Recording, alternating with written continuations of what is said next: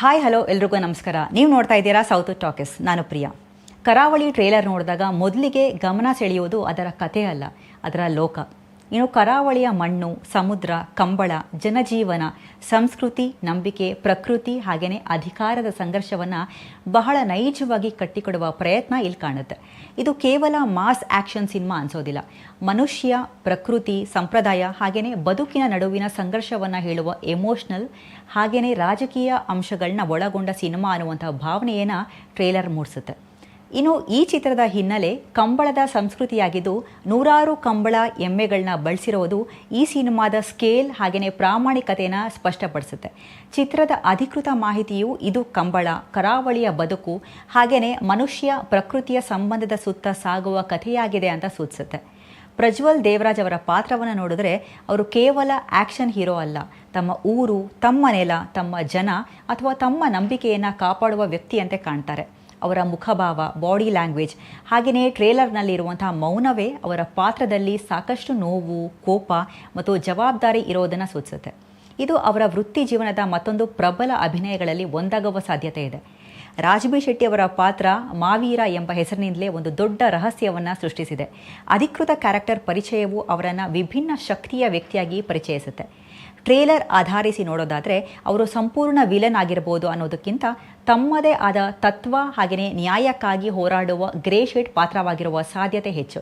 ಇನ್ನು ಈ ಕಥೆಯ ಪ್ರಮುಖ ಸಂಘರ್ಷದ ಕೇಂದ್ರಬಿಂದು ಅವರೇ ಆಗಿರ್ಬೋದು.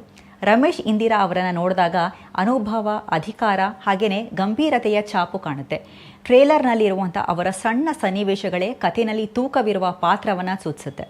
ಅವರು ಪೊಲೀಸ್, ಆಡಳಿತ ಅಥವಾ ಕಥೆಯ ನೈತಿಕ ಸಮತೋಲನ ಕಾಯುವ ವ್ಯಕ್ತಿ ಆಗಿರ್ಬೋದು ಅನ್ನೋದು ಟ್ರೇಲರ್ನಿಂದ ಮೂಡುವ ಅನಿಸಿಕೆ. ಮಿತ್ರ ಅವರ ಪಾತ್ರದಲ್ಲಿ ಭಾವನಾತ್ಮಕ ಅಂಶ ಹೆಚ್ಚಿರುವಂತೆ ಕಾಣಿಸುತ್ತೆ. ನಾಯಕನ ಬದುಕಿನಲ್ಲಿ ಮಹತ್ವದ ಸಂಬಂಧವಾಗಿರಬಹುದು ಅಥವಾ ಕಥೆಯ ಭಾವನಾತ್ಮಕ ಕೊಂಡಿಯಾಗಿರಬಹುದು ಅಂತ ಅನಿಸುತ್ತೆ. ಟ್ರೇಲರ್ನಲ್ಲಿ ಅವರ ಸ್ಕ್ರೀನ್ ಪ್ರೆಸೆನ್ಸ್ ಕಡಿಮೆ ಇದ್ದರೂ ಕೂಡ ಕಥೆಯ ಭಾವನೆಗೆ ಪ್ರಮುಖ ಪಾತ್ರ ವಹಿಸುವ ಸಾಧ್ಯತೆ ಇದೆ. ಇನ್ನು ನಿರ್ದೇಶಕ ಗುರುದತ್ ಗಾಣಿಗ ಅವರ ಮೇಕಿಂಗ್ನಲ್ಲಿ ದೊಡ್ಡ ಮಟ್ಟದ ಸಂಶೋಧನೆ ಮತ್ತು ಸ್ಥಳೀಯತೆಯ ಮೇಲಿನ ಗೌರವ ಕಾಣಿಸುತ್ತೆ. ಕರಾವಳಿಯ ಭಾಷೆ, ಜನಜೀವನ, ಕಂಬಳ, ಮಳೆ, ಸಮುದ್ರ, ಕೆಸರು, ಪ್ರಕೃತಿ ಹಾಗೆಯೇ ಸ್ಥಳೀಯ ಸಂಸ್ಕೃತಿಯನ್ನು ಸಿನಿಮಾದ ಮುಖ್ಯ ಪಾತ್ರಗಳಂತೆ ಬಳಸಿರುವುದು ಟ್ರೇಲರ್ನ ದೊಡ್ಡ ಬಲ. ಛಾಯಾಗ್ರಹಣ ವಿಶಾಲವಾದ ಕರಾವಳಿ ಪ್ರದೇಶವನ್ನು ಅದ್ಭುತವಾಗಿ ಸೆರೆ ಹಿಡಿದಿದೆ. ಇನ್ನು ಸಿನಿಮ್ಯಾಟೋಗ್ರಫಿ ವಿಚಾರಕ್ಕೆ ಬರೋದಾದರೆ ವಿಶಾಲವಾದ ಕರಾವಳಿ ಪ್ರದೇಶವನ್ನು ಅದ್ಭುತವಾಗಿ ಸೆರೆ ಹಿಡಿದಿದೆ. ಬ್ಯಾಕ್ಗ್ರೌಂಡ್ ಸ್ಕೋರ್ ಪ್ರತಿಯೊಂದು ದೃಶ್ಯಕ್ಕೂ ಕೂಡ ಅಗತ್ಯವಾದ ತೀವ್ರತೆಯನ್ನು ನೀಡುತ್ತೆ.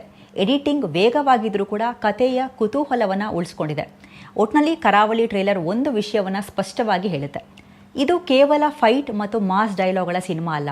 ಕರಾವಳಿಯ ಮಣ್ಣಿನ ವಾಸನೆ, ಸಂಸ್ಕೃತಿಯ ಹೆಮ್ಮೆ, ಮನುಷ್ಯ ಪ್ರಕೃತಿಯ ಸಂಘರ್ಷ, ಬದುಕಿನ ಹೋರಾಟ ಮತ್ತು ಸಂಬಂಧಗಳ ಭಾವನೆಗಳನ್ನ ಒಟ್ಟಿಗೆ ಹೊತ್ತಿರುವ ದೊಡ್ಡ ಕ್ಯಾನ್ವಸ್ನ ಸಿನಿಮಾ. ಇನ್ನು ಟ್ರೇಲರ್ ನೋಡಿದ ನಂತರ ಕತೆ ಹೇಗೆ ಸಾಗಬಹುದು ಅನ್ನುವಂಥ ಕುತೂಹಲ ಹೆಚ್ಚಾಗುತ್ತೆ.